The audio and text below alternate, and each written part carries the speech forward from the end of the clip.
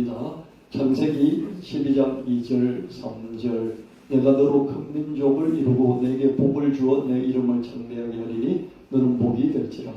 너를 축복하는 자에게는 내가 복을 내리고 너를 저주하는 자에게는 내가 저주하리니 땅의 모든 족속이 너로 말미암아 복을 얻을 것이라 하신지라. 창세기 12장 2절 3절 아브라함에게 하나님이 너 이름을 창대하게 하겠다. 너는 복이 될 것이다. 너가 창대하게 될 뿐만 아니라 너를 통해서 땅의 모든 족속이 복을 받게 될 것이다. 이게 아브라함의 복입니다.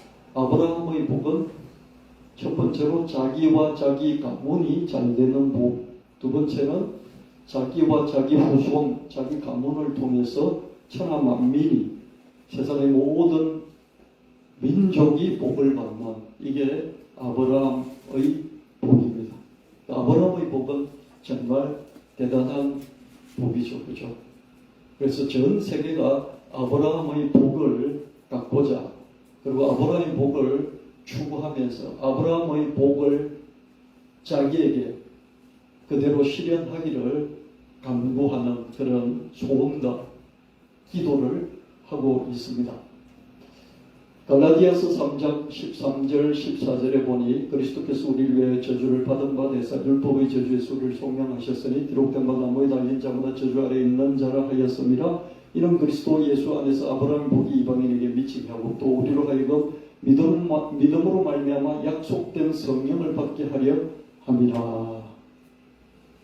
이 아브라함의 복이 우리에게 또 오는데 이 이방인이란 말은 이스라엘 민족 빼고 나면 자기들은 선민이라고 그러잖아요. 선민인 이스라엘 민족을 빼고 나면 이스라엘은 전부 다 이방인이라고 했어요. 말이 이방인이지 다른 말로 또 한다면 조금 쉬운 말로 하면 이교도. 자기들만 하나님을 믿고 하나님을 안 믿는 모든 천하 만민의 족속들을 이교도라 그러고요. 그 이교도를 개종을 시킬 대상으로 보기보다는 배척하고 그죠? 우상 숭배자로 거부하는 그런 이스라엘 민족적인 그런 정신 사상, 그런 종교 문화 그런 것들이 이스라엘 민족에 계속되어 있었죠, 그죠? 그런데 예수님께서 우리 이방인들이 받을 저주를 대신 십자가에서 받으시고 이 아브라함에게 주신 그 하나님의 복이 우리에게까지 이방 민족들에게까지 하나님을 모르는 이교도들에게까지도 우상을 섬기는 이교도들에게까지도 미치게 되었다. 이런 말씀입니다. 갈라디아서 3장 26절 29절 말씀에 누구든지 그리스도와 합하여 세례를 받은 자는 그리스도로 옷 입었느니라. 너희는 유대인인 헬라인 종 자유인 남자 여자 다 그리스도 예수 안에서 하나다. 너희가 그리스도의 것이면 곧 아브라함의 자손이요 약속대로 하나님의 기업을 이을 자가 되었다. 이 말씀에 따르면 아브라함의 아들이 이삭이고 이삭의 아들이 야곱이 야곱의 아들이 쭉 유다 이렇게 해서 쭉 예수님까지 이어지잖아요. 이 족보가 쭉 이어지는 이건 혈통적인 족보잖아요. 이 혈통을 떠나서 아브라함의 자손이 아닐지라도 예수 그리스도를 믿고 예수 그리스도의 소유가 되었다면 그런 이방인 이교도도 아브라함의 혈통이 아닐지라도 아브라함의 자손이다. 이런 선언입니다. 이 말씀은 하나님 주신 말씀인 줄 믿습니다. 저와 여러분이 아브라함의 복을 예수 그리스도를 믿음으로 말미암아 받게 되었고 또 아브라함의 자손이 되었다. 이삭일 필요가 없고 야곱일 필요가 없는 것이죠. 유다의 자손일 필요가 없는 것이죠.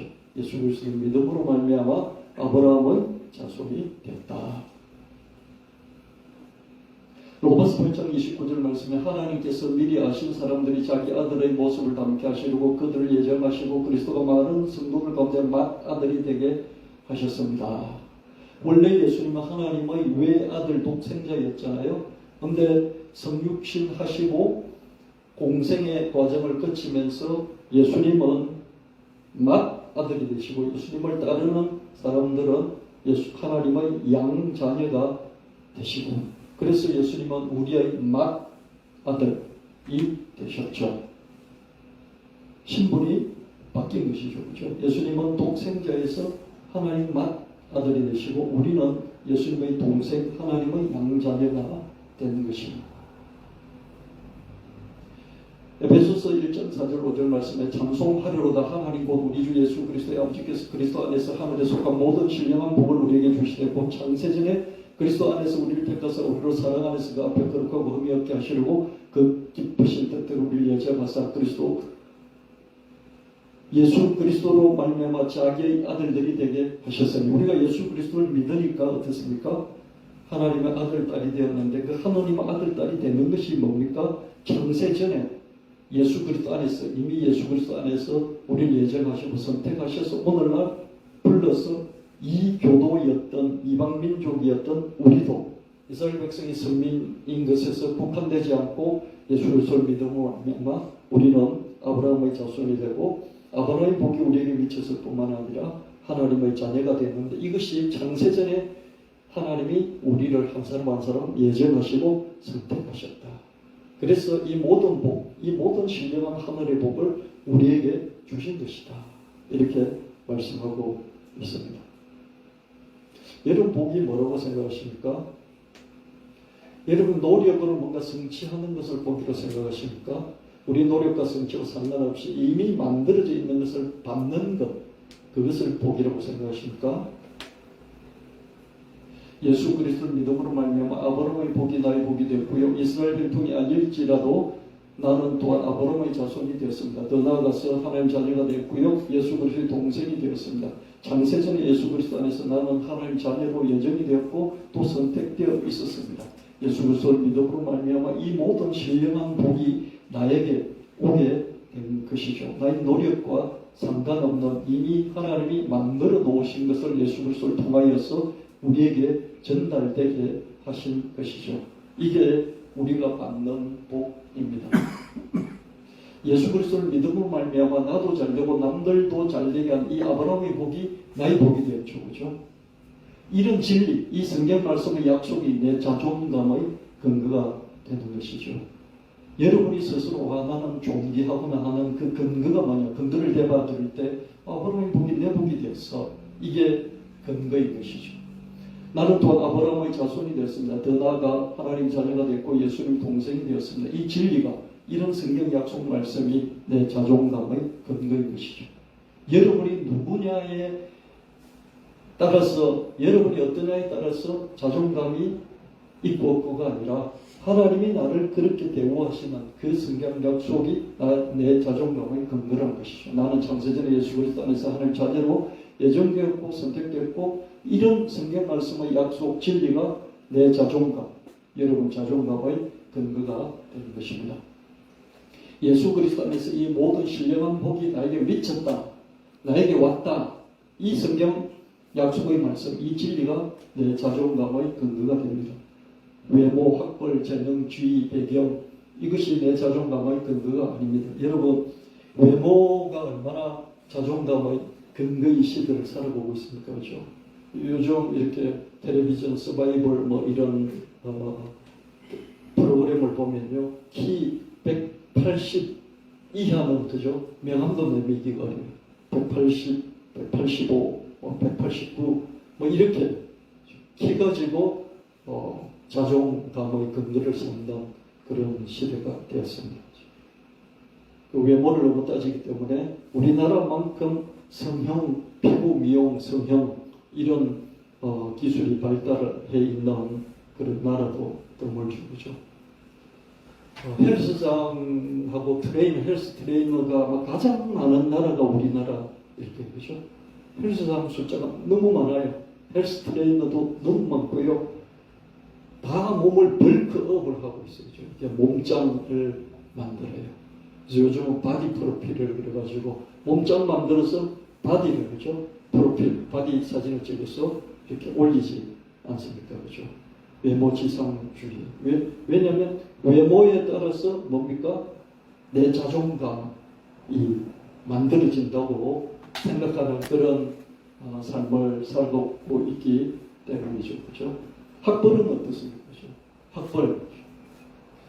인서울 대학을 다니느냐, 인술에서 어디를 다니느냐, 그러면서 학벌도 요즘 보니까 젊은 사람들이 나와서 이렇게 텔레비전 프로그램 진행하는 이런 걸 보면요, 그냥 깨놓고, 내가 연세대학을 나왔는데, 고려대학을 나왔는데, 이런 걸 대놓고 자랑을 하고, 또 옆에서 이렇게 박수 쳐주고 하는 그런 시대이더라고요.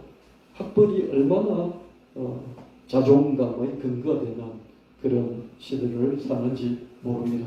재능 가지고 자기를 팔다가 자기 자존감의 근거를 삼다가 하다 안 되니까 먹방까지 하잖아요. 그렇죠?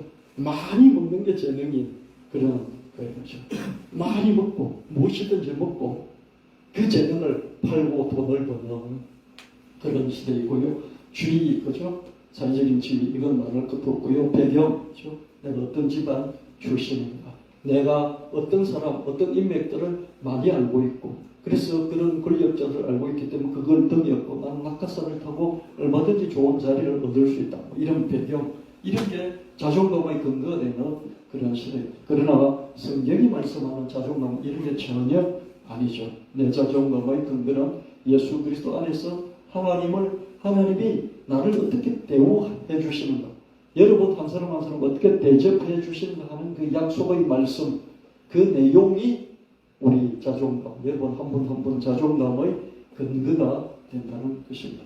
내가 어떠어떠하다, 나의 외모와 학벌과 재능과 지위와 배경이 어떠어떠하다, 이것과 상관없이 나는 예수 그리스도 안에서 존귀한 거예요. 여러분 여기서 정리를 해야 되죠. 내가 키가 170이 안 될지라도, 요즘 남자 170이 안 되면, 그죠? 남자 취급을 안 해주죠. 그죠?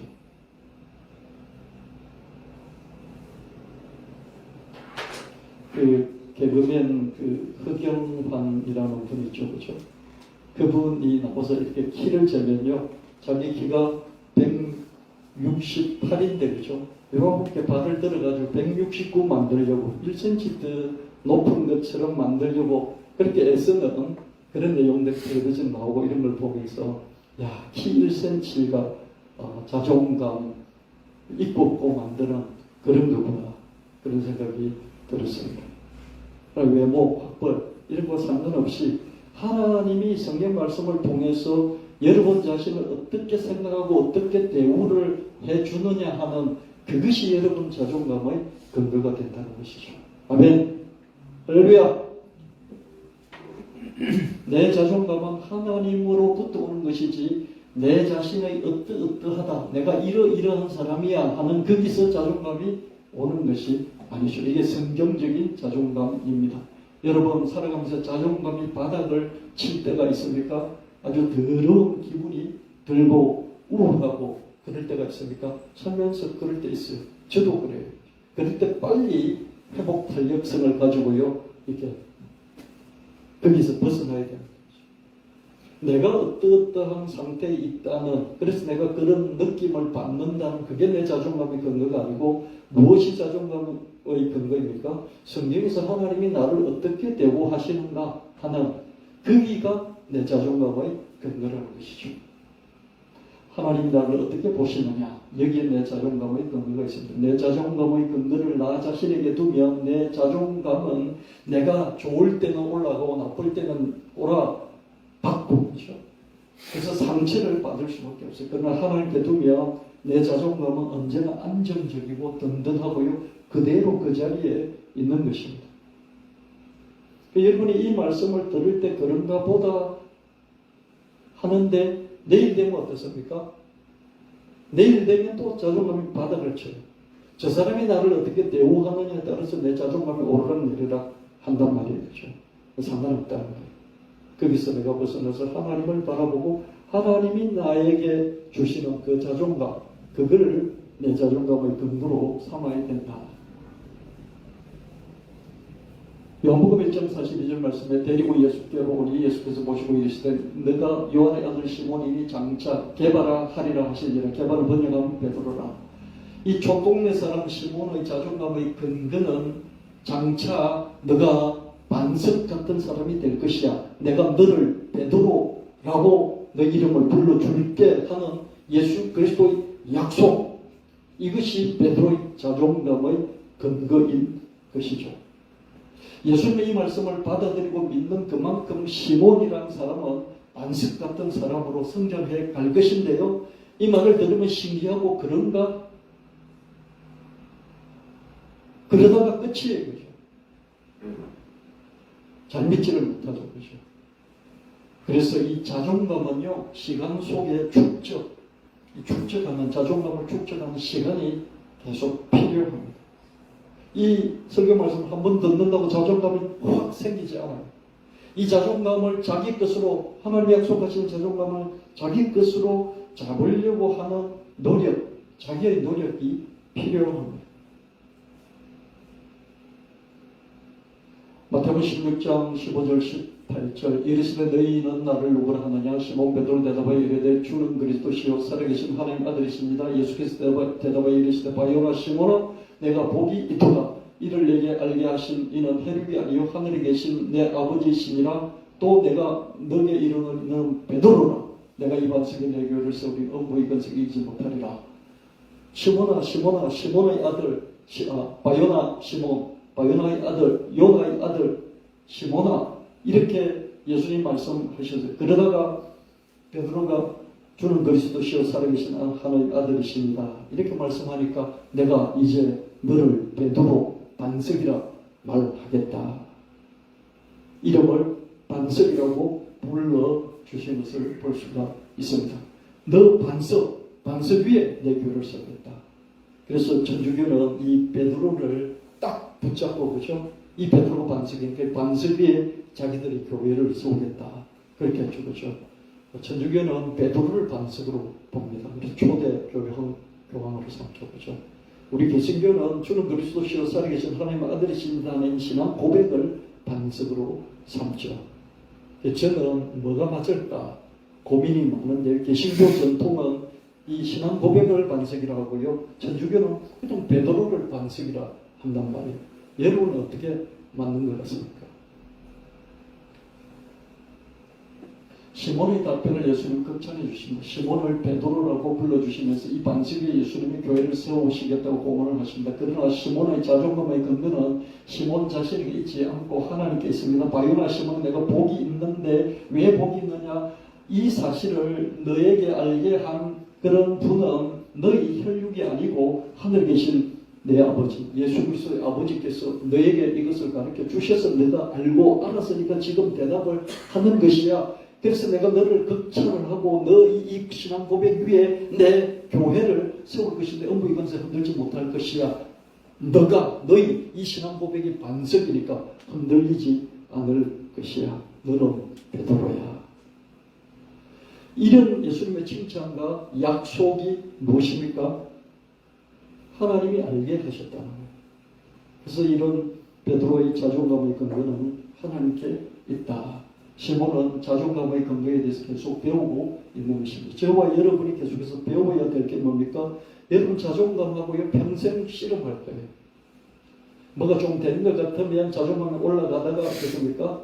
안 되는 것 같으면 푹 떨어지고요. 이런 오르막 내리막 이런 게 평생 반복이 될 거라고요. 근데 시몬 베드로는 배우고 있는 거죠. 나의 어떠함 따라서 자존감이 출렁거리는 것이 아니라 나의 자존감은 늘 고정적이야. 절대적이야. 하나님께 달려있어. 하나님 내게 주신 약속의 말씀에 달려있어. 이걸 배워나가는 거죠. 마태복음 16장 19절 내가 천국 열쇠를 내게 주니 내가 땅에서 무엇이든지 매면 하늘에서도 매일 것이요 내가 땅에서 무엇이든지 풀면 하늘에서도 풀리리라 하시고 예수님이 베드로에게 이런 칭찬을 하시고 이 반석에 교회를 세우겠다고 약속하시고 그러면서 베드로에게 천국 열쇠를 지어주셨어요. 이 열쇠 가지고 네가 하고 싶은 거 다 해. 네가 하는 대로 다 될 거야. 이 천국 열쇠를 주셨다는 것이죠. 그래서 시몬은 자존감을 가졌을 뿐만 아니라 어떻습니까? 효능감도 가질 수 있었습니다. 효능감은 뭐예요? 잘하는 거예요. 아 내가 참 귀한 사람이야 하는 이건 자존감이고요. 효능감 뭡니까?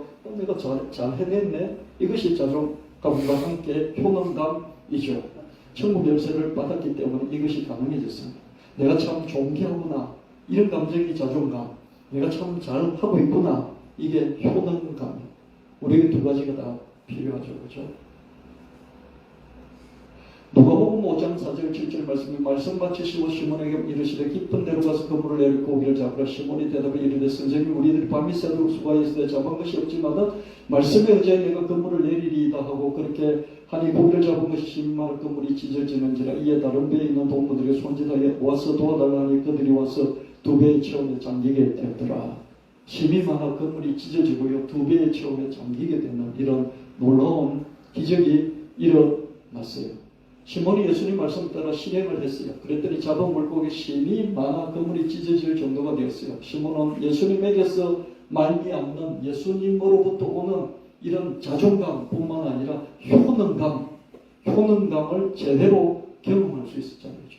그물을 던졌는데 밤새도 고기를 한 마리도 못 잡았어요. 효능감이 제로죠. 그죠? 근데 깊은 데로 가서 예수님 말씀대로 했더니 어떻습니까? 그물이 찢어졌고 두 배에 가득 잠기게 되었잖아요. 그죠? 이런, 와, 엄청나네. 내가 이런 걸 해냈어. 이게 효능감이에요. 내가 잘하고 있구나.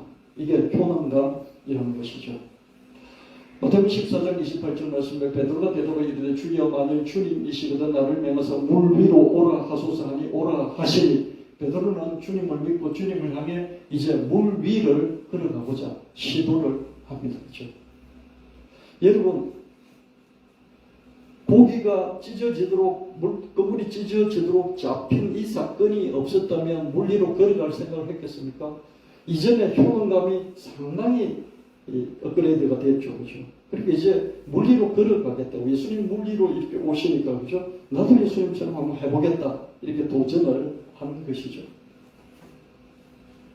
마태복음 14장 29절 31절 베드로가 배에서 내려 물 위로 걸어서 예수께로 가되 바람을 보고 무서 빠져가는지라 소리질러 이르되 주여 나를 구하소서 하니 예수께서 즉시 손을 내밀어 그를 붙잡으시며 이르시되 믿음이 작은 자여 왜 의심하였느냐 하시고 베드로는 물 위를 걷다가 실패를 했죠. 그죠?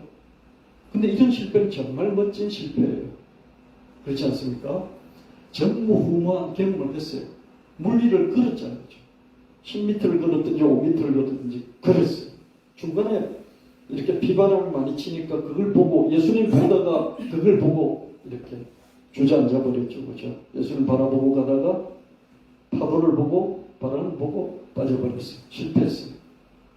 그러나 어떻습니까? 이 실패는 엄청난 실패인 것이죠. 베드로의 효능감은 정말 커져 갔을 것입니다. 물 위를 걸어봤으니까. 할렐루야!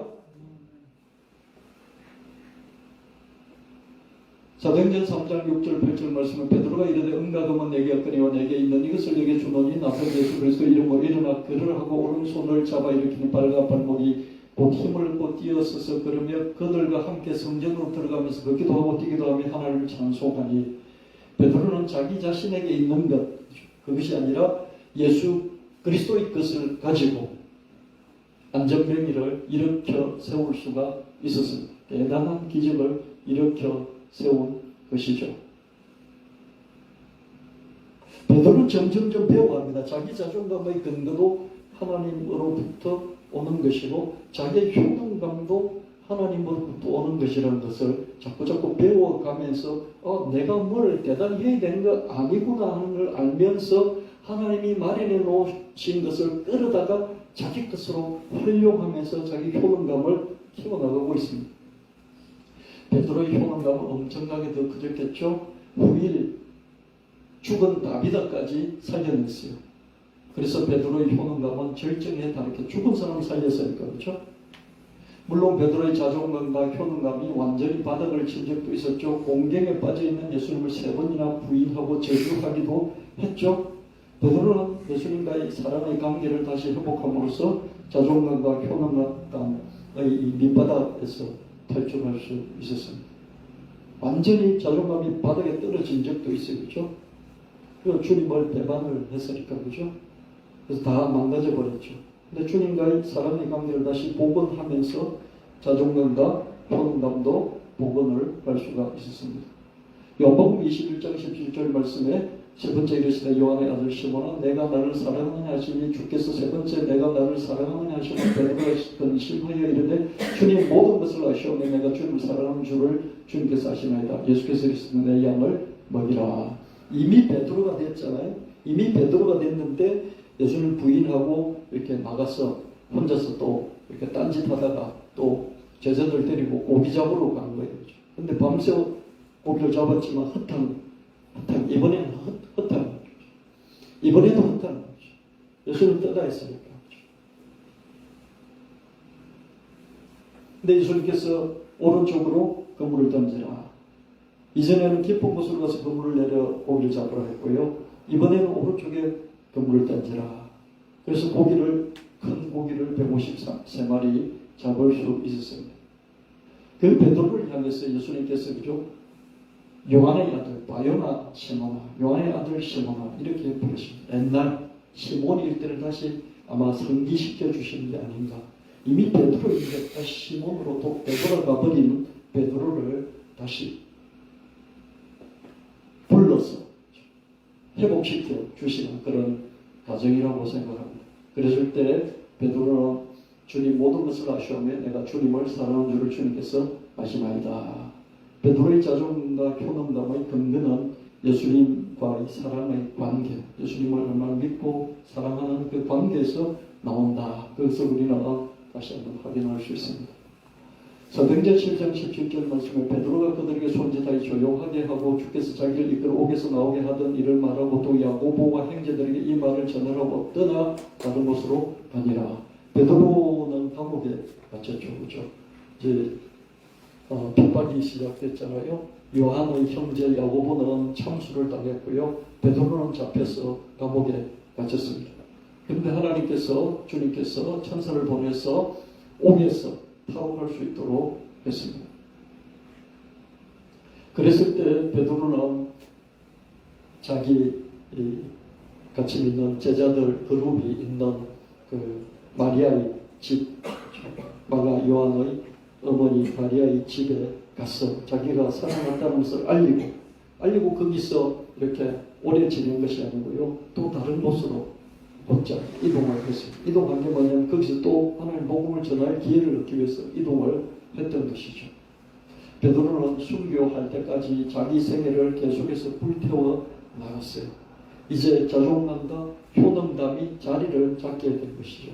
자기 자신의 어떠함에 따라 자기의 감정에 따라서 자존감이 출렁거리고 효능감이 출렁거리는 것이 아니라 이제 예수 그리스도께 고정된 그런 자존감, 절대적인 안정적인 그런 효능감을 갖고 자기 생애를 이제 불사르기 시작한 것을 볼 수 있습니다. 사람은 죽게 마련입니다. 삭고 삭아서 죽든지 불타고 불타서 죽든지 누구나 죽습니다. 삭고 삭아서 죽는다면요 후회가 많이 나와요. 여러분 저도 50대 이렇게 60대 인생이 되면서 자꾸 후회가 있어요. 후회가 있는데 어떤 후회가 있냐면요. 나무가 불타지 못하고 나무가 끓음만 생기고 연기만 나고 불타지 못한 나무 있잖아요. 그죠? 장작인데 불타지 못한 장작 같은 그런 느낌들이 들 때가 있어요. 자존감이 바닥을 치고 효능감이 바닥을 치는 것이죠. 50대, 60대 그런 걸 느낄 때가 종종 있었어요. 이게 내가 삭고 삭아서 이게 죽어가는 거야. 이게 불타야 되는데 삭아버리면 안 되는데 그런 생각이 종종 들었어요. 자기 생활을 활활 불태워 본 적이 없으면 후회가 많이 있습니다. 그러나 스스로 불타는 생에는 후회가 절대 없어요. 성공하지 못하고 실패를 해도요 후회가 남지 않아요. 베드로가 물리를 걷게 하셔서 그래서 걷다가 폭 빠져버리고 웃음거리가 됐어요. 이런 설교를 하면서 베드로는 상당히 충동적이다 뭐 이런 말을 하잖아요. 근데 베드로는 정말 후회가 없을 거예요. 나는 한번 걸어봤어. 실패하고 창피를 공개적으로 당했을지라도 나는 후회가 없다니까 한번 걸어봤어. 이제는 어떻게 하면 완전히 걸을 수 있는지 알아. 나는 후회가 없는 것이죠. 해봤으니까. 실패해도 해봤으니까. 불타봤으니까. 스스로 불타봤으니까 삭고 삭는 세계가 아니라 스스로 불타고 불타는 그런 인생을 우리가 살 수 있어야 하겠습니다. 예수님을 믿음으로 말미암아 예수님 안에서 우리가 자존감을 가져야 되겠습니다. 내 자존감이 근거는 나의 어떠함이 아니라 예수님이십니다. 나의 지위나 나의 학벌이나 나의 배경이나 나의 재능이나 나의 외모, 키, 내 생김새, 뭐 포수술을 하고 눈수술을 하고 이렇게 해야만이 내가 자존감이 생기는 게 아니고 내가 어떠함에도 불구하고 예수님으로부터 오는 아브라함의 자손, 아브라함의 복, 하나님의 자녀, 예수님 동생, 하나님 모든 신령한 복을 받았다는 만세전에 예수 그리스도 안에서 내가 예정되고 선택됐다는 이 복음적인 성경의 약속의 말씀, 이것이 내 자존감의 근거가 되는 것이죠. 내 자존감이 나의 어떠함에 좌우된다면 상대적이죠. 그죠? 그리고 불안하죠. 그럼 내 자존감의 근거가 예수님이시라면 절대적이고 안전하죠. 그죠? 누가 뭐라고 하든 내 자존감이 상처를 안 받아요. 그래서 이 훈련을 여러분 하셔야 돼요. 여러분이 돈을 좀 적게 벌었을 때, 안 벌었을 때, 못 벌었을 때, 식구들 보기도 좀 창피할 때, 그때 자존감이 필요한 거예요. 내가 돈을 많이 벌면 막 이렇게 어깨 올라가는 자존감, 내가 뭐 대단한 성과를 냈으면 우쭐해지는 자존감, 호등감, 이것이 아니라 나의 어떠함에 불구하고 내가 바닥친 상황에 있을지라도 하나님으로부터 오는, 하나님이 준비해 놓으신, 하나님이 약속해 주시고 나를 대우해 주신, 대접하시는 그 자존감과 효능감, 그것을 다시 우리가 회복해야 됩니다. 자, 나갈 때는요, 여러분, 하나님을 억지로 자꾸 찾을 필요가 없어요. 네, 힘들 때, 그때 여러분 자존감과 효능감을 하나님으로부터 예수 그리스도 안에서 발견하고 다시 복원시키는 그 훈련을 반복적으로 해야 된다는 것입니다. 예수님 안에서 언제 어디서든 스스로에 대해 자존감을 가져야 되겠습니다. 또한 우리 교회에 대해서도 여러분 자존감을 갖게 되시기를 바랍니다. 그냥 어쩔 수 없어서 그냥 목사님이 힘들어 하시니까 교회를 다니는 게 아니라 우리 교회에 대해서 우리 교회는 참 좋은 교회, 우리 교회는 참 특별해, 우리 교회는 다른 교회 없는 게 있어, 그런 자존감이 있어야 될 줄로 믿습니다. 교회 복음을 강조하면서 성도들을 들볶지 않아요. 우리 교회는. 맞습니까? 맞잖아요. 지옥 저주 심판을 외치면서 성도들을 협박하지 않는 거죠. 협박 안 해요. 저주가 임하고 심판을 받을 것이다, 이런 설교하지 않아요. 전도, 헌금, 순종을 강요하지 않습니다. 전도, 헌금, 순종 얘기하죠. 그죠? 성경에 나와 있습니다. 강요하지 않습니다. 주의 종을 섬기라고, 주의 종도 아니야, 주의 사자, 뭐 그러면서 얼마나 목사의 위상을 높여놓고, 그죠? 순종하도록 이렇게 만드는지 모릅니다. 네. 우리는 그런 거 없어요. 목사 가족을 위해서 기도를 막 강요하는 거죠. 목사 가족을 위해서 이렇게 기도해라, 저렇게 기도해라, 얼마나 기도를 교회에 부탁하는지 몰라요. 근데 저는 우리 교회를 위한 기도, 성도를 위한 기도를 부탁했으면 했지, 가족을 위한 기도는 많이 자주 안 하고, 그죠? 여러분의 기도를 부탁하는 것만큼 아니면 그보다 더 못하게 부탁을 합니다. 영성만을 강조하지 않고요, 사회와의 단절을 종용하면서 신문도 보지 말라, 텔레비전 보지 말라, 사회는 더 악하니까 사회하고 연을 끊어라, 이렇게 종용하지 않습니다. 지혜와 지식을 구별하지 않습니다. 우리 교회는 지혜와 지식을 따로 놓고, 뭐 지식은 뭐 이런 초등학문이고 그러면서 무시하는 그런 설교하지 않습니다. 지혜와 지식은 늘 쌍둥이죠. 그렇게 가르칩니다. 사형리라든지 거듭남이라든지 이런 걸 뒤밀면서 이 좁은 가두지도 않습니다. 거듭났느냐? 언제 거듭났느냐? 성령으로 거듭났느냐? 그분의 확신이 있습니까? 사형리를 꼭 해야만 되고 거듭남의 기도를 영적 기도를 시켜야만 되고 저도 그렇게 가르치기도 하고 그렇게 많이 전도도 했습니다. 제가 신앙생활을 쭉 오랫동안 하면서 목회를 해보니까요. 청세기 예정되어 있다는 거예요. 하나님이 때를 다 선택하셨나요? 믿을 사람은 믿는다는 거예요. 단지 빨리 믿느냐 늦게 믿느냐 더디게 고집부리다가 믿느냐 순순히 믿느냐 전도하기 때문에 옆에서 기도 많이 해주기 때문에 빨리 주님께 돌아오느냐 그 차이일 뿐 하나님이 선택하고 예정해 놓으셨다는 거죠. 이 큰 틀에서 우리가 신앙생활을 해나가나 그런 교회입니다. 예배 횟수에 연연하지 않고요. 우리 교회처럼 예배가 적은 교회도 아마 세상에서 유일을 하지 않을까 싶습니다.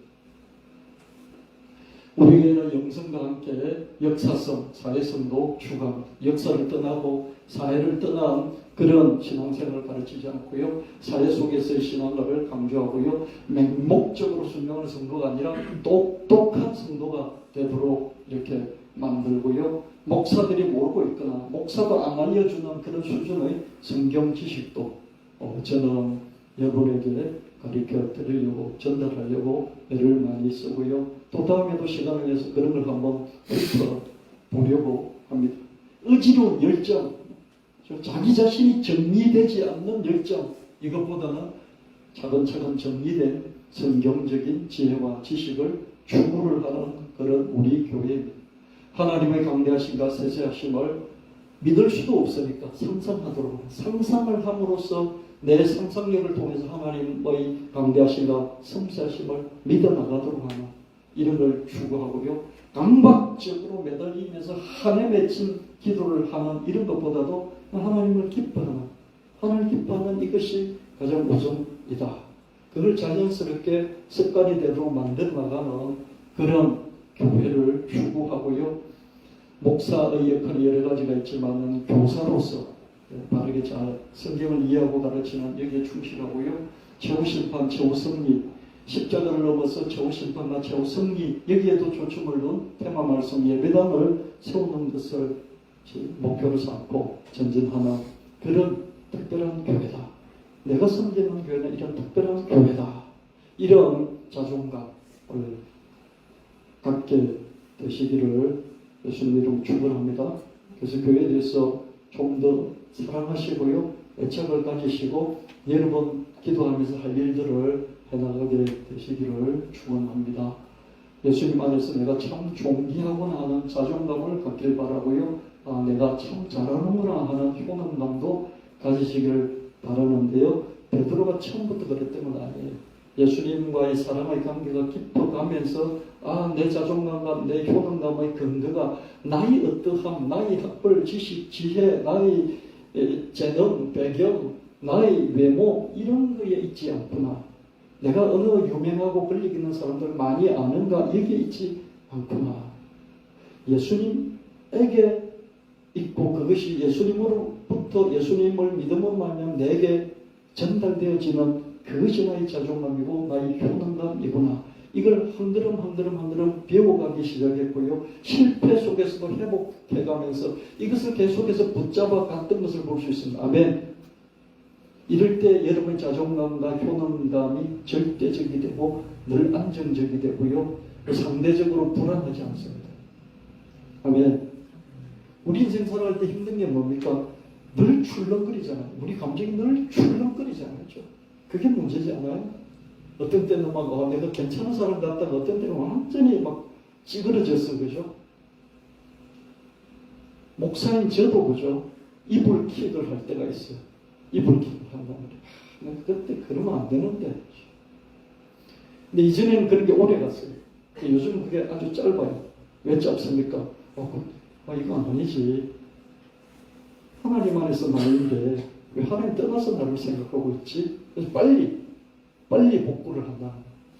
여러분들도 빨리 복구하는 훈련들을 계속 하시길 바랍니다. 하나님 준비해서 주신 것은 이미 돼 있어요. 세팅돼 있어요. 근데 그걸 내가 받아들여서 내 것으로 만드는 것은 훈련이 계속해서 반복적 훈련이 필요하다. 베드로의 자존감과 효능감은 예수님과의 사랑의 관계의 축적에서 나왔고요. 자존감과 효능감을 갖고 후회하지 않는 인생을 우리가 살아가야 되고요. 사가 없어질 인생이 아니라 불태워 소진은 불을 다 태워서 재만 남는 이걸 소진이라고 그러잖아요. 그렇죠? 불을 태워서 소진돼서 없어지는 게 삭고 사가서 없어지는 게 아니죠. 예수님 안에서 자존감 100%, 효능감 100%로 우리가 살아가야 되겠고요. 후회 없이 인생 100%를 살아가야 되겠어요. 인생 100%를 살아가는 것은 효능감도 좋고 자존감도 좋은데 이게 사가서 나이가 들어서 사가서 없어지는 게 아니라 불태워서 없어지는 거죠. 이게 라이프 100%. 내 인생, 내 생애를 100%로 사는 거예요. 이게 우리 교회의 나비 헬스 배경이죠. 오늘 저기 간판을 붙여놔주죠. 나비 헬스 배. 자존감 100%, 효능감 100%, 라이프, 내 인생 100%. 이게 나비 헬스 배경이에요. 그래서 우리 교회, 예수나비 교회가 나비 헬스 선교회를 만들고, 나비 헬스 선교회는, 헬스는 영혼육의 건강인데, 영혼육의 건강은 자존감 100%, 효능감 100%. 그래서 인생을 불태웠어요. 불태웠어. 베드로가 무리를 걷다가 실패했을지라도 베드로는 아주 행복했을 거겠죠. 베드로만 갖고 있는 이 실패 경험이에요. 근데 효능감이 바닥에 떨어지고 오히려 효능감이 더 커졌어요. 이렇게 불태우는 거죠.